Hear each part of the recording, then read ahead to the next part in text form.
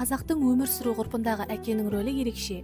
Қамқорлық қасиетімен қатар тәрбиенің тағаны ретінде де қалыптасқан. Сондықтан әкеге қатысты мақал-мәтелдер, тұрақты тіркестер мен афоризмдер тілімізде көптеп кездеседі.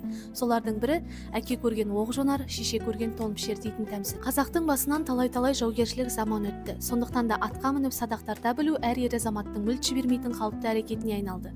Ал оқ жона білу әуелгі тәрбиенің тетігі болды. Өйткені үнемі жау өтінде жүретін жұртқа оқ керек еді. Оқ жонушы оның түзулігі мен өзегі дымданбағанын аңғара білуі қажет. Оның бәрін меңгере білу өте үлкен өнер. Одан бөлек оқтың түзулігін екінің бірі ажырата бермейді. Ол үшін өткір жанар, ұшқыр сезім, сұңғыла аңғарымпаздық керек. Талабы қатты, тәрбиесі қатал әкенің шеңберінде өскен бала ғана бұл талапқа сай болмақ. Жонған оғы жауына даритындай деңгейге жеткен ұлды ғана қазақ әке көрген деп әспеттеген.